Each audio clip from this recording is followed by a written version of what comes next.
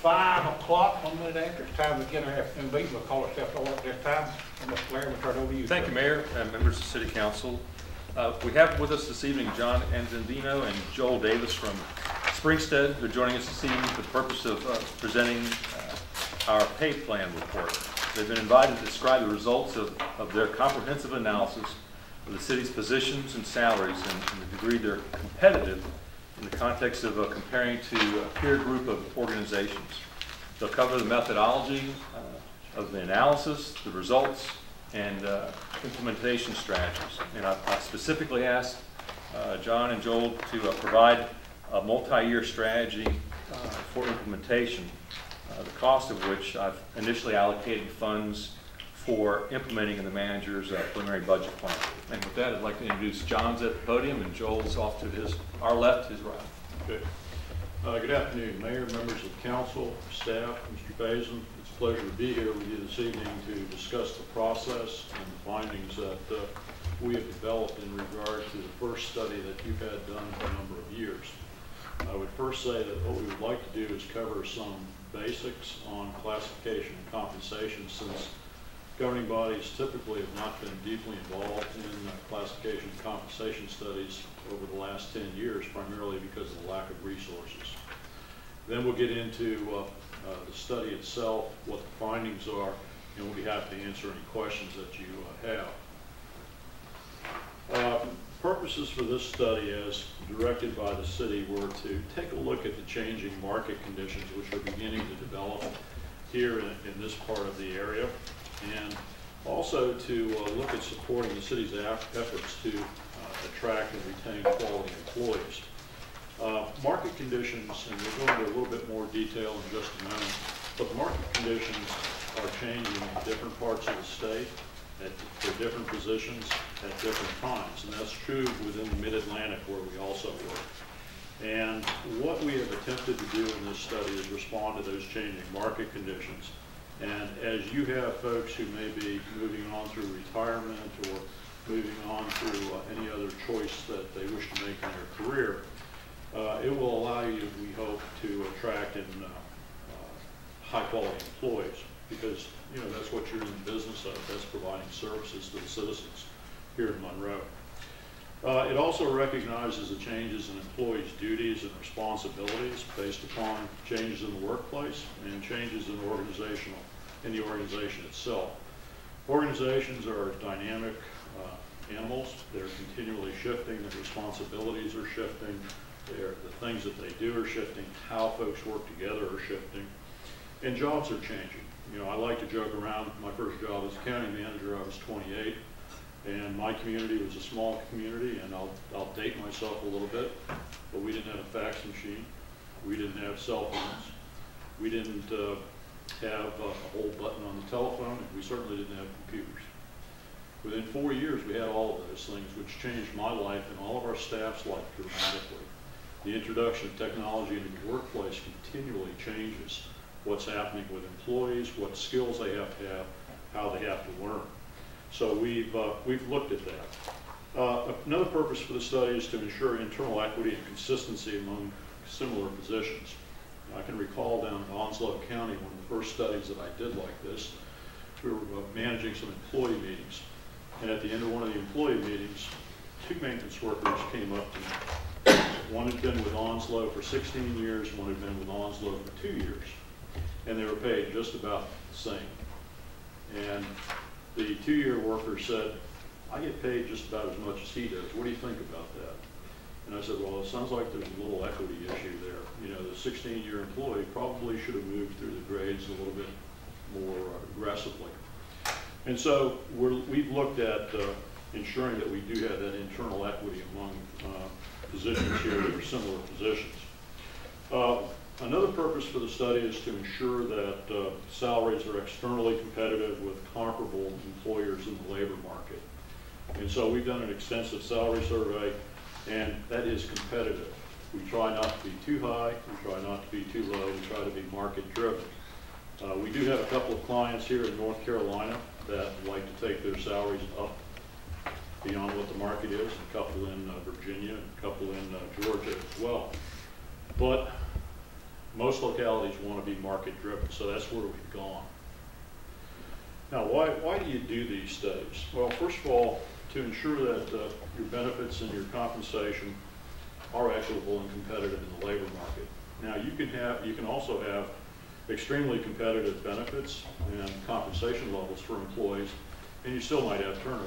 It may be management driven within a department. It may be for a variety of other reasons. It may be that there's a hot labor market. We're working with a county in the Charlotte region now where they're having a very difficult time recruiting and keeping electrical inspectors for their commercial projects. That's primarily because in Mecklenburg County is pulling all of those folks in because of the high volume of work.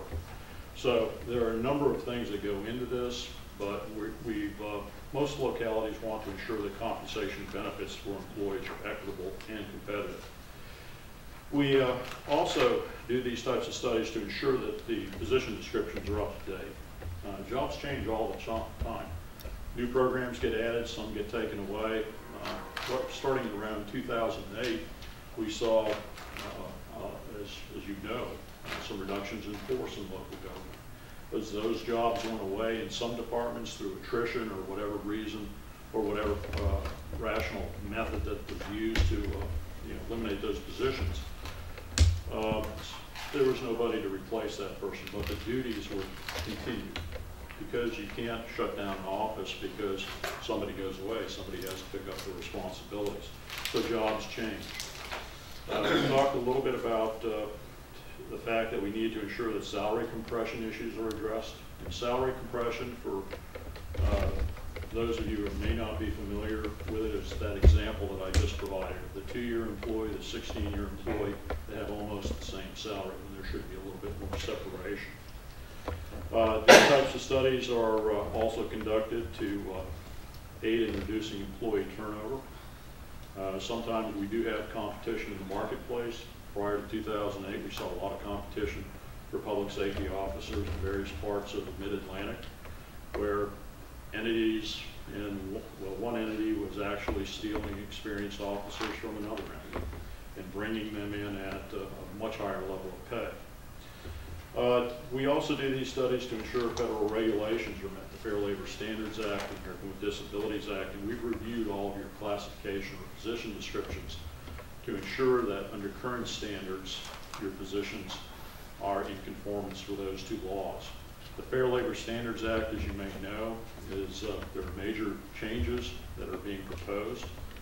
We do believe that the presidential election will have some impact on what the outcome of those regulations may be as to whether or not they're adopted or not. And so everybody is kind of in a wait and see pattern. But we have evaluated your jobs based upon current standards and not proposed standards. And then finally, to ensure jobs are treated in a fair manner and their rankings and pay are based upon a rational system of evaluation.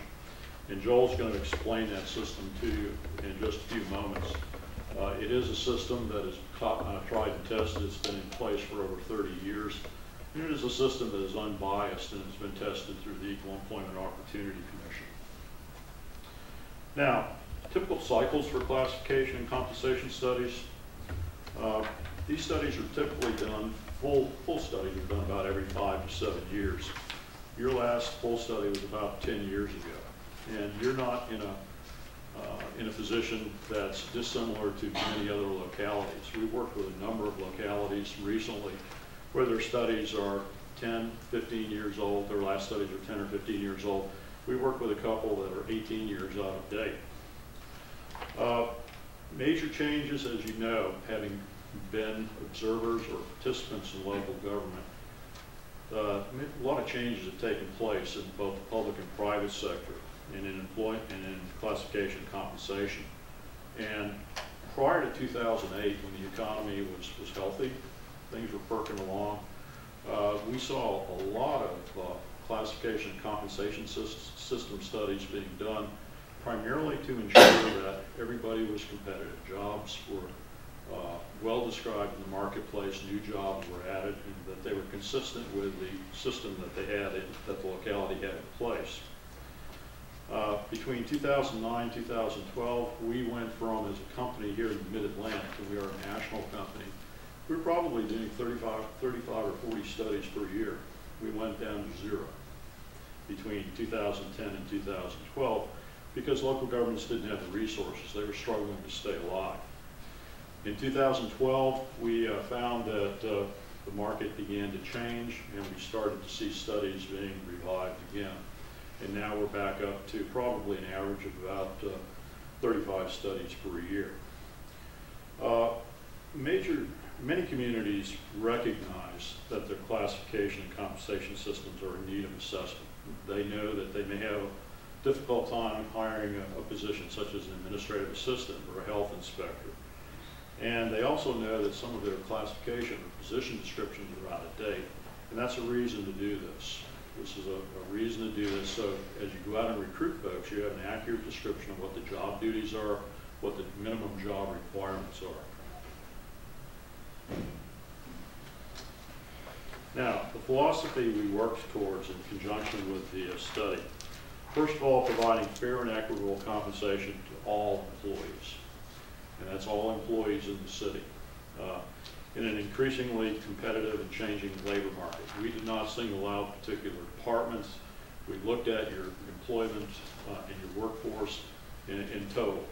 And so we didn't favor any particular department over another, using the systems that we have to analyze jobs and gather data and create pay plans. We also work towards the philosophy of maintaining a competitive pay structure that takes into consideration the city's fiscal resources. And at the end of every one of these studies, there's an impact. And it's typically one where a local government has to provide additional funds to provide support for their employees. We've not had one where it's balanced out on an even basis. But we worked towards a sense of, with your staff, of not being too high, not being too low in the market, being market driven, and taking into consideration the resources that you have as a city. And I'm sure, it's easy for us to say that as a consultant, that we took into account your resources, but you're the folks that have to make the decision on the allocation of those resources, which is often difficult. We also work towards a philosophy that we would suggest that employee compensation be based on individual performance that meets or exceeds expectations and reflects changing economic conditions. These studies, once we deliver this, and when you adopt an option, this is not a static type of study where you say, okay, we're going to adopt this recommendation and we have everything fixed. The job market changes all the time, jobs change all the time, values of jobs change all the time. So we would suggest that you ensure that your employees are continually assessed from a performance standpoint, but that the system is adjusted, or at least you look at adjusting it on an annual basis. And we also work towards providing consistent administration of pay policies and procedures among all of the city departments. And we've looked at your policies for implementation, for pay plan initiation, for maintenance, those types of things. And we made some suggestions. Now, getting to the heart of the study, our methodology. This has been an interactive process, as is all of our processes.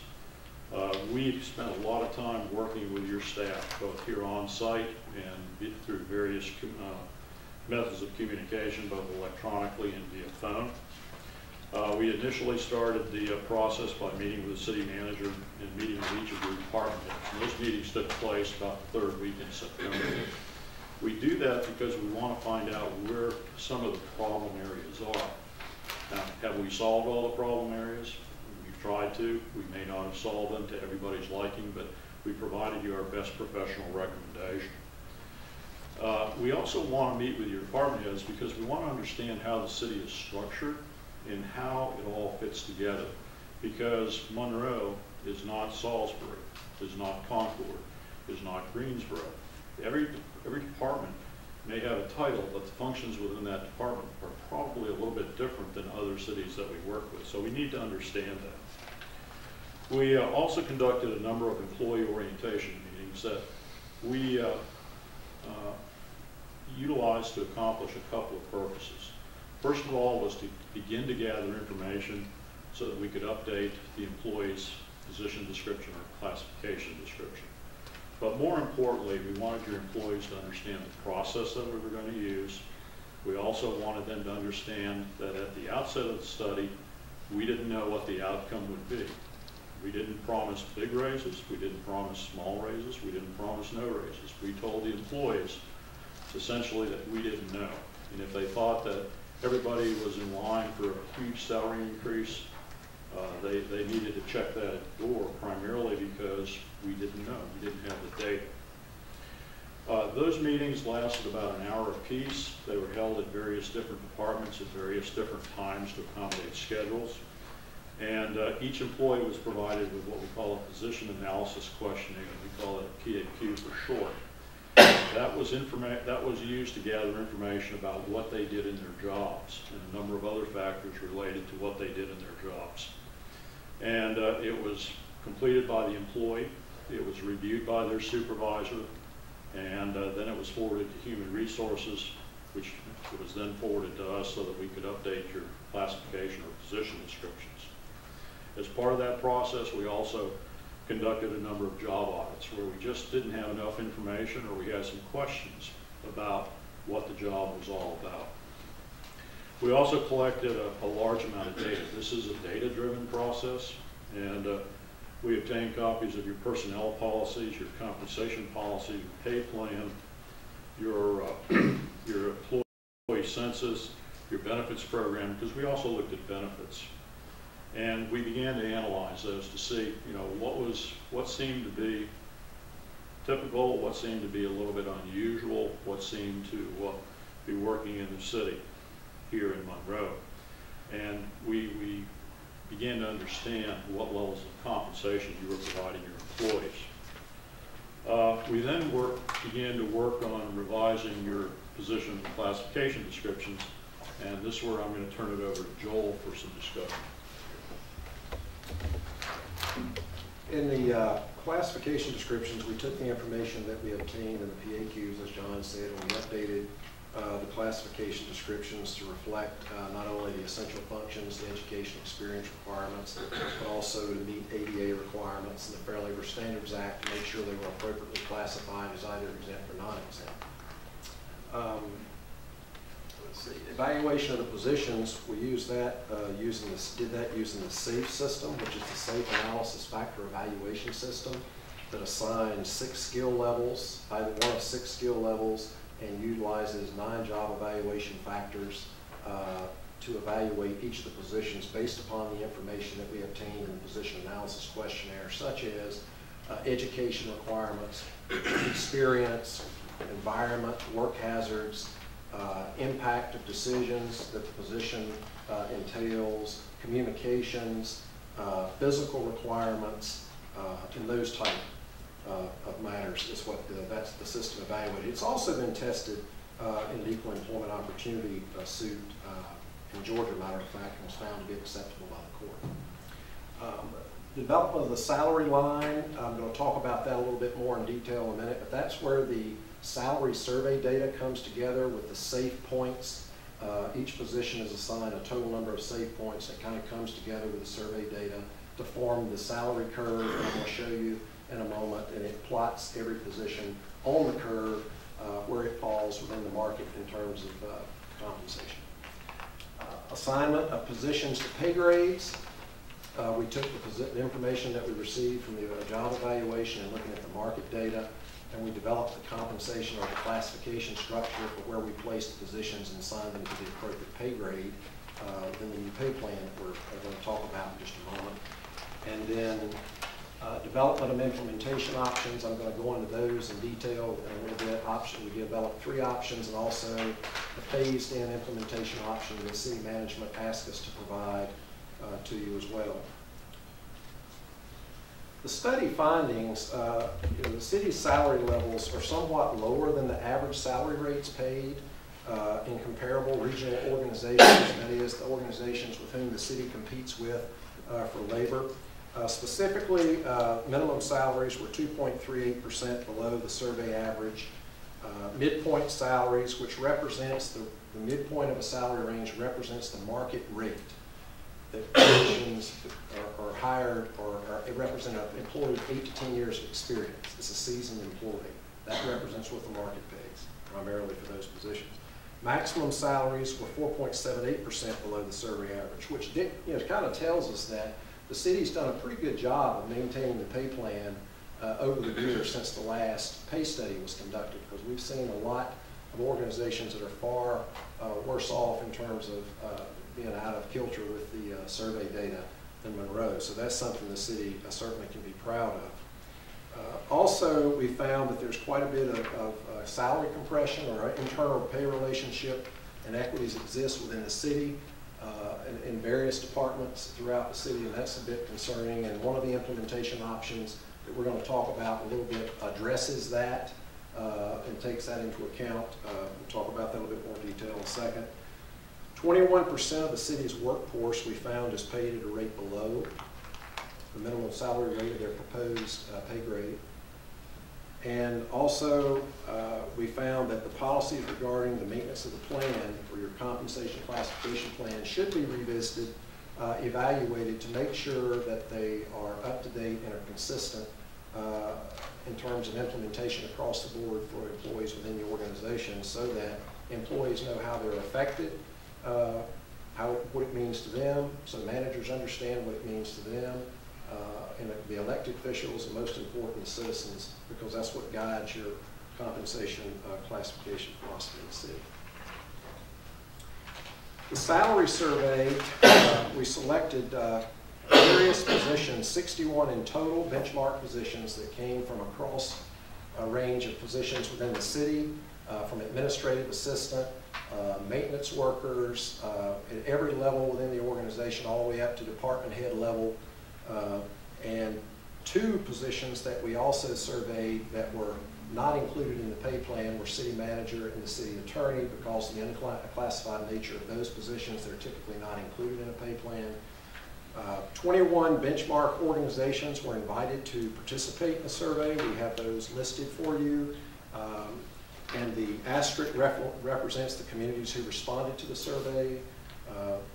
Some of it was very difficult to come by in terms of getting some agencies to want to participate, and we were not as successful as we'd like to be in getting all of them, but we were able to obtain responses from 13 benchmark organizations, and we also utilized data from the North Carolina League of Municipalities Salary Survey and the UNC School of Government, as well as the EAPDIS survey for electric cities to look at positions related to your electric or your utilities section. Salary survey results comparison. The city's proposed pay scale, and looking at the compensation component of the salary survey that we sent out, and we asked communities about, what type system do you have? Is it an open system, open range system, or step system? What is the min to max spread between the minimum and maximum salary range, and also the percent spread between grades. The average was 55% spread between min and max, average of 6% between pay grades, and 10 out of the 11 organizations who provided information on their pay plan utilized the open range system, which is what Monroe utilizes currently. So we took that information and we developed the pay plan utilizing the information we received in the survey from the other jurisdictions. It is an open range system that provides a minimum, midpoint, and maximum, and consistent with the survey responses. Additionally, it contains 35 pay grades with a 5% separation between grades and a min to max spread of 55%. The city's current pay scale contains 33 grades, 5% between grades, and a 55% spread between min and max. So we stayed consistent with what the survey shows. And you can find complete survey data in Appendix D of the report that we've provided you. Okay. The proposed pay scale is listed here. It kind of shows you, from grade 1 to grade 35. We, in essence, added 2 additional grades to allow for growth in positions in the new pay structure. As I said, 21% of the workforce out of 418 employees, or 86 employees, fell below the recommended pay ranges, and you can find the list of positions that that speaks to on page 12 of the report, to give you an idea of that. And John's going to talk a little bit about now, more detail, about the SAFE system and the 9 job evaluation factors. I don't want to go into a lot more detail because Joel's touched on it, but I think the key thing to understand about the SAFE system, which stands for Systematic Analysis Factor Evaluation, that's why I call it SAFE, is it looks at the job. It doesn't look at the person of the job. It doesn't look at the years of service that an employee has. It doesn't look at their performance. It doesn't look at who they are, how much anybody likes them or doesn't like them. It looks at the job. And the evaluation comes directly off their position analysis questionnaire, as well as the completed position description, which is approved by the city. We look at each job, and as we look at the jobs, we have 6 major categories. They range from manual labor on up to executive level leadership, which would be for your department heads. As soon as we've grouped the employee or the position into one of those groupings, we evaluate it based upon the 9 factors you see on the screen. And for example, if an employee doesn't supervise anyone, or they supervise a small number of people, they get less points than somebody who's a department head. If they are working in a nice building like this in controlled conditions, they probably get less points than somebody who is out in the field working around physical hazards. That could be a police officer, it could be a firefighter, it could be somebody in public works or public utilities that are working around dangerous conditions. And for each one of those 9 factors, we have a range of points, and we assign points based upon what we see in the job. We total up the points, we see how the positions relate to one another from a job from the job pointing standpoint, and we say, well, this looks like it makes sense. You know, if we find that we have an accounting technician in finance who is pointed out at the same level as your finance director, we figure we have a problem with information, or that we've not done a good job of evaluating the position.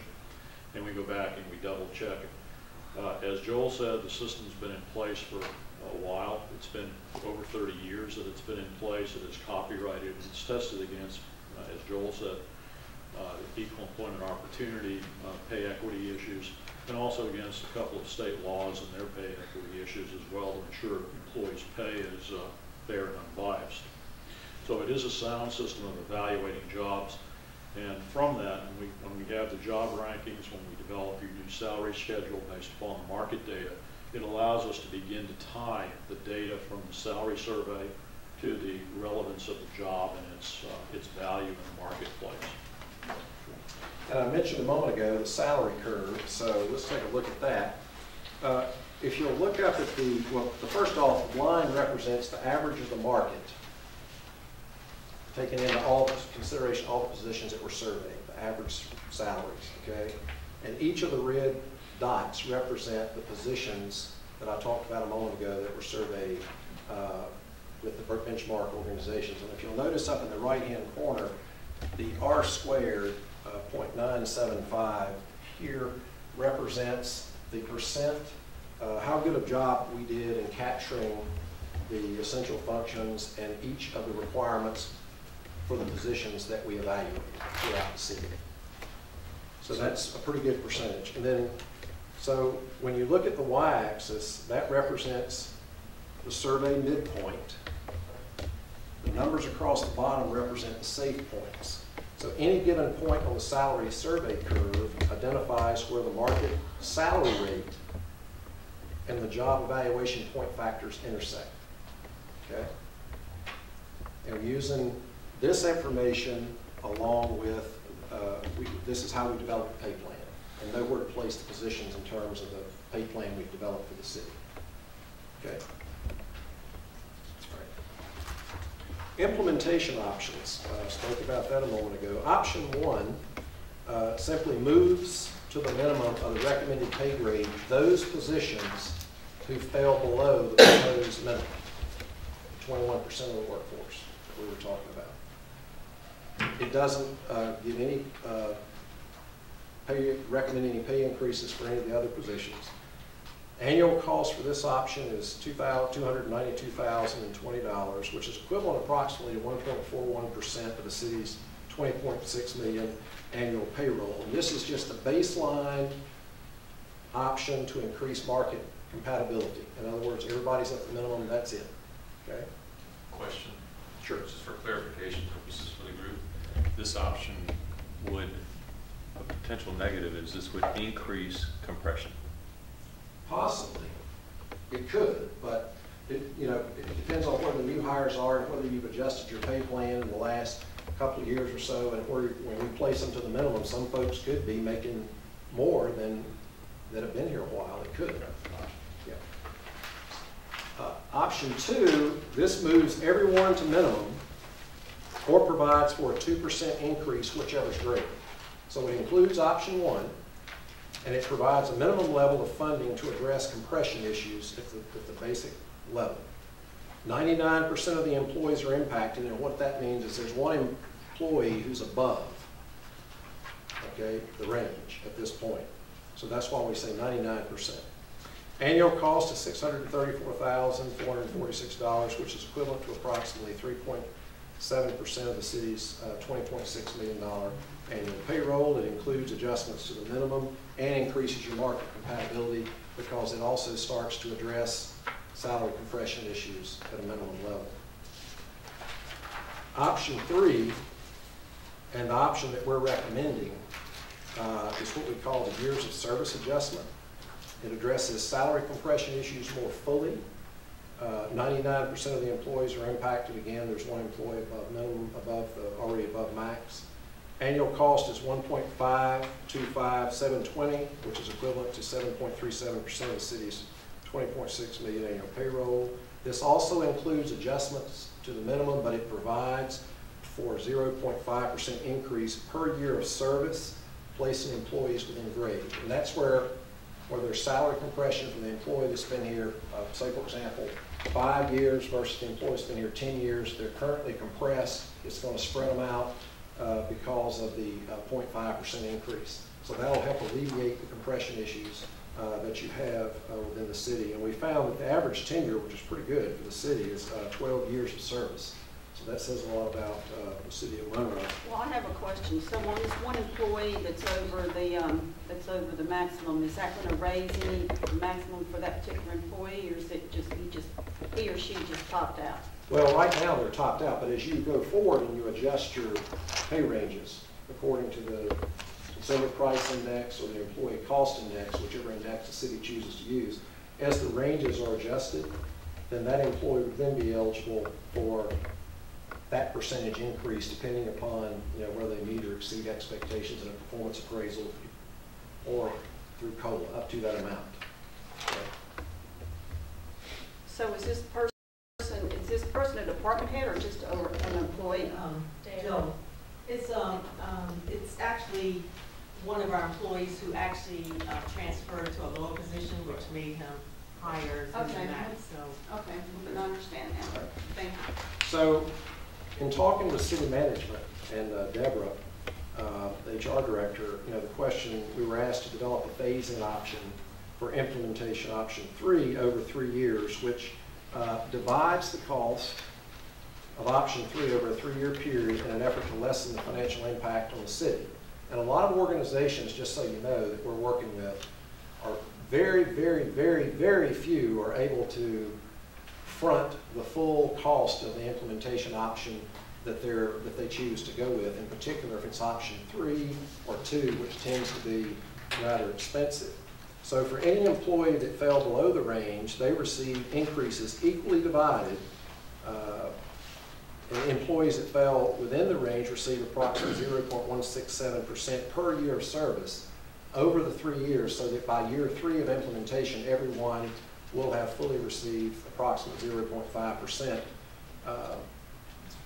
Annual cost for this option is $508,573 for 3 years, which is equivalent to 2.46% of the city's 20.6 million annual payroll. And one of the things that the city manager and HR, Human Resources Director, emphasized was very important to us, to them, is they wanted to make sure that the employees were brought along at the same time.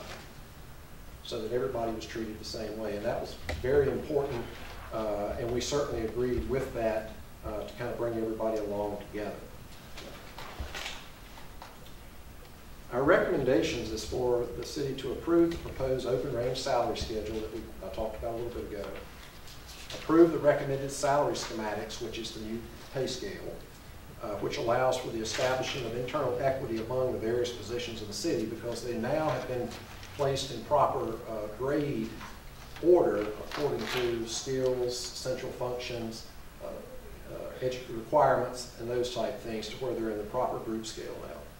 Approve implementation option 3, which establishes more equitable compensation levels for all employees, addresses compression issues, and it brings those employees that we talked about that are currently below market up to market minimums. And then provides support for ongoing administration of the pay plan, because this just provides a baseline for the city.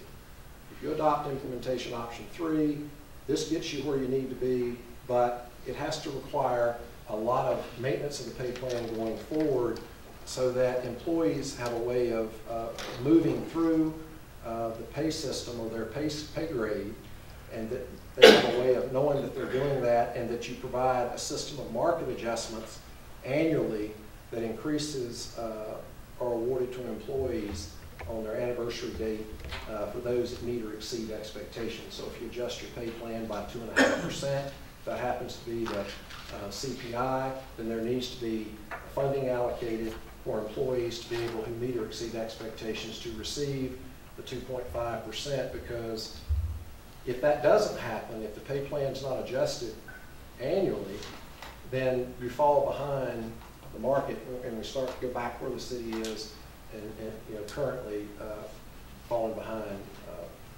the market pay ranges. Okay, and John's going to talk. I think you touched on that, Joel, so I should just keep moving. All right, a little bit about the fringe benefits. One very important component of the survey that we talked about a minute ago was that we asked a lot of questions about what other communities are providing in terms of benefits for their employees, from health insurance, holiday pay, sick leave, whether or not there was deferred compensation, on-call pay, callback pay, a whole genre of benefits that we provide you a detailed listing of in the appendices. But just the core benefits for holiday leave, the city provides the survey in 11 days, is consistent with the survey average of 11, which is good news for the city. Annual leave, the city is above the survey average for all years of service except for 6 months. Sick leave, consistent with the survey average, providing 12 days of leave.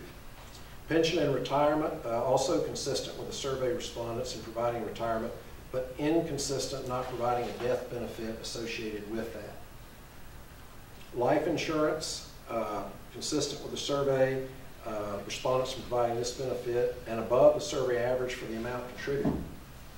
Health insurance, we found that the city pays on average a higher premium amount for all levels, but contributes more towards the plan for all levels except employee only, which is also consistent with the survey averages. Deferred compensation, consistent with survey respondents, providing employees access to a plan and providing a contribution on their behalf. So the city did pretty well when we evaluated the benefits. So that's something that you all should be certainly very proud of there, because it's not only about the salary employees make these days. It used to be way back, how much money am I going to make? But more and more, folks like me that are a little bit older and you employees, younger employees are coming in and recognize they got to have a future, and they need to know who's going to provide their health insurance, what it's going to cost them, and what type of benefits that forms the total compensation package is something that organizations are focusing on more and more, because it's more about the total compensation package than it is just salary or just benefits.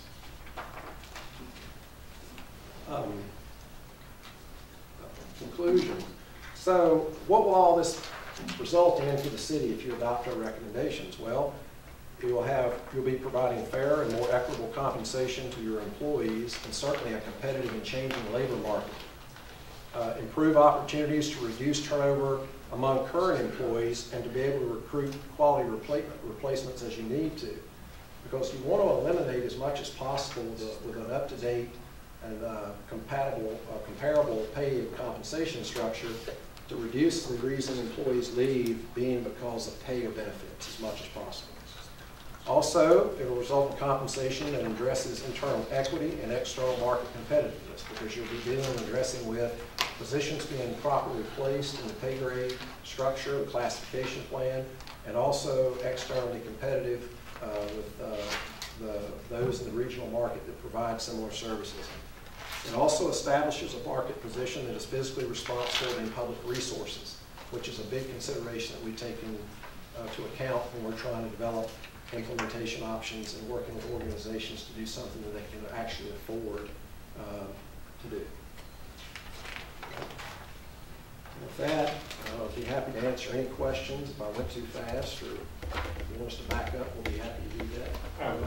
On the pension retirement, Yes, sir. consistent with survey response provide retirement, but inconsistent in providing death benefit.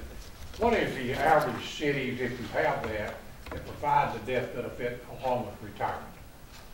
One more time. What about if you have the figure that for provide retirement, what cities and how much are they providing a death benefit? Usually 2 times their annual salary. You mean each employee that retires? As a benefit, yes, it is Okay. for that. Okay. Or 1.5 times their salary. Are you talking about current employees or those that are retired? Well, it says consistent, we were consistent with retirement, but inconsistent and not providing death benefits. Now, my question is, if we inconsistent, what is the other cities giving when a person retires for death benefits? It's usually 1.5 to 2 times their annual salary. Is that a good question? Yes, that's a good question.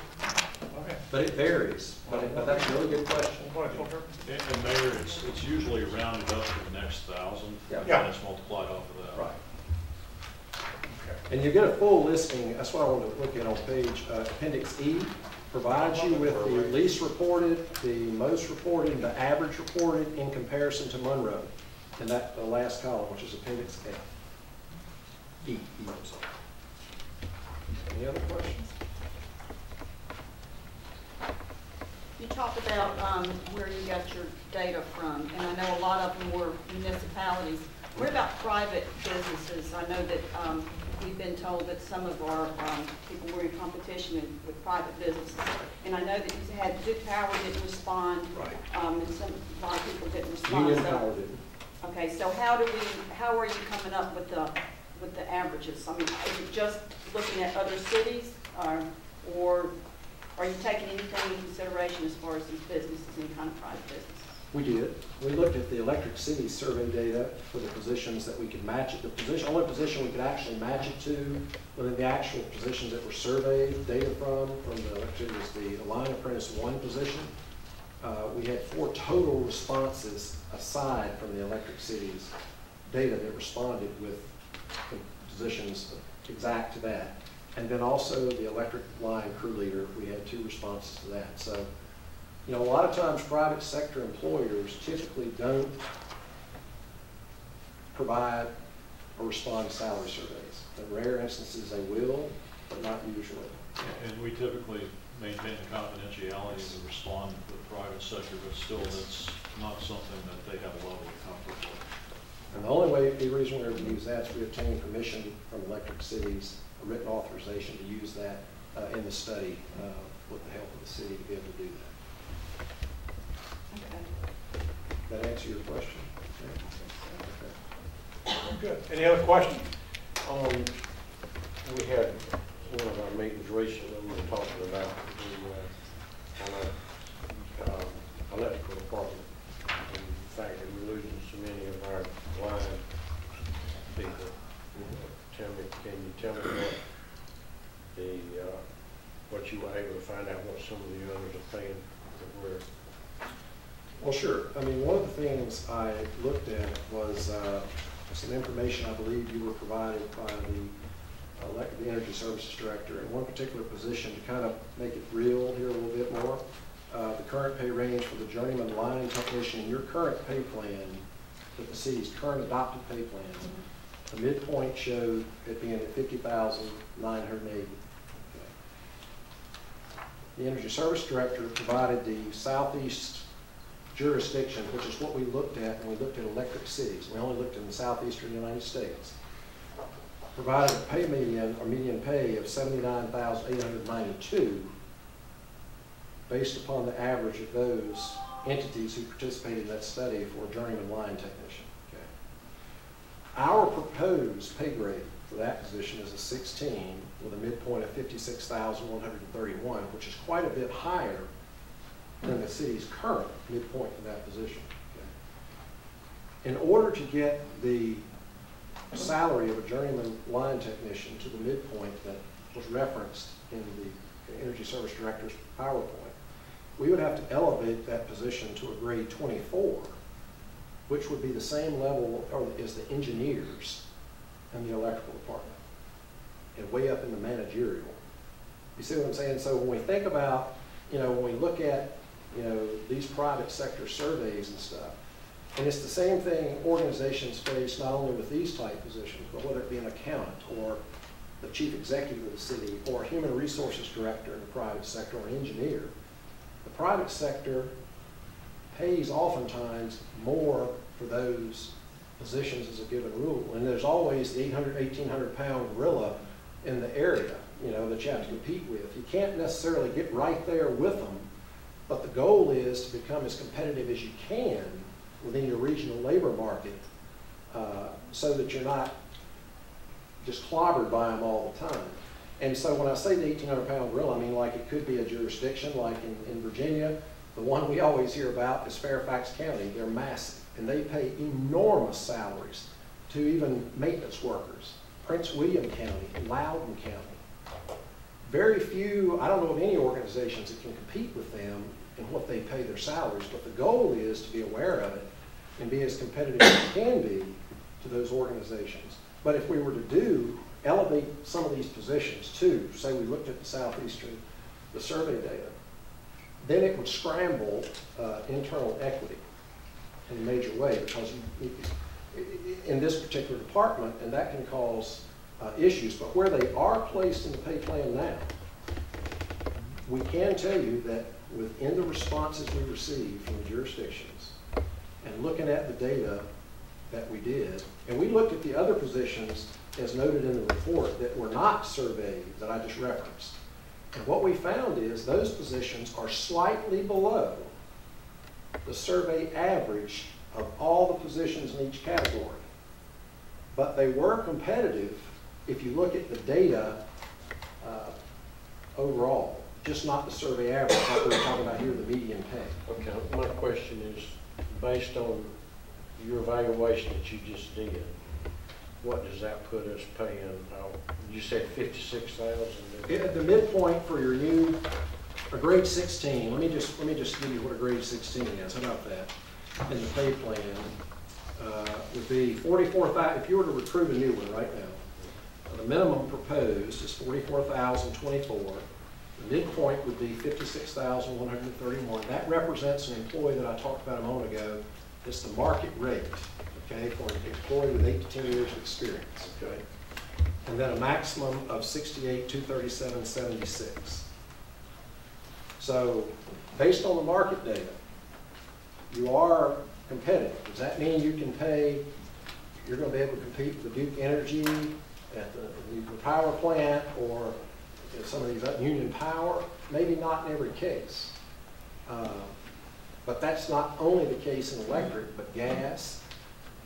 Any service that you provide in the cities, the private sector usually, in most instances, is just in a position to pay higher wages. But you are competitive where we think you should be able to retain, and depending upon how you allow employees to progress, what mechanisms you have in place for employees to progress through the pay range, and that's critical.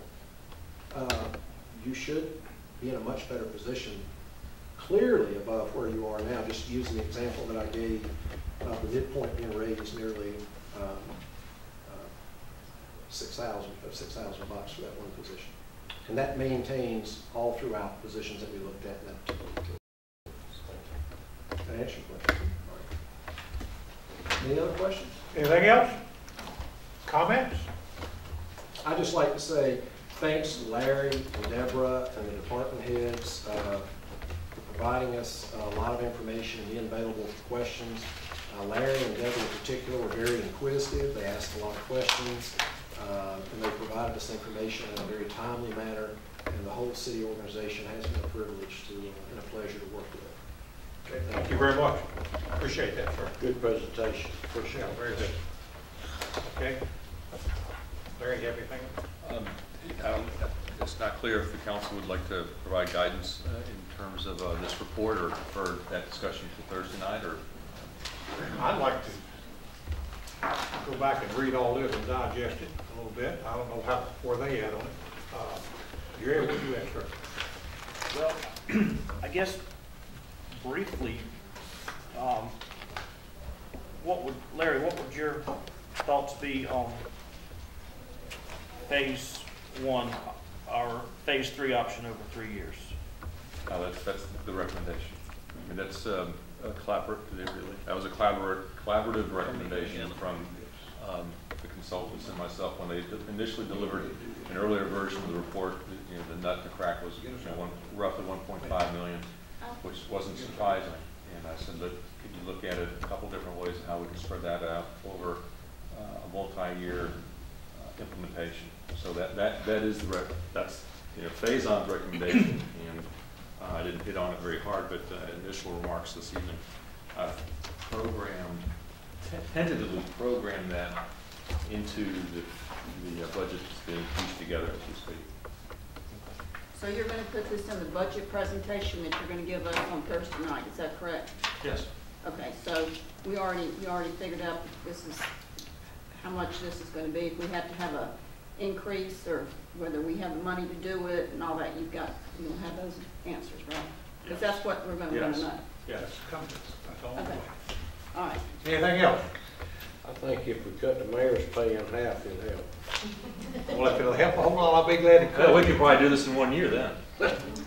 If you cut it much more than half, I'm gonna have to pay in. All right, so we'll discuss this on Thursday when we have more, maybe more I think so, other yeah, council okay. members here. So I'm gonna- Have a motion to adjourn. So moved. All in favor? We adjourn.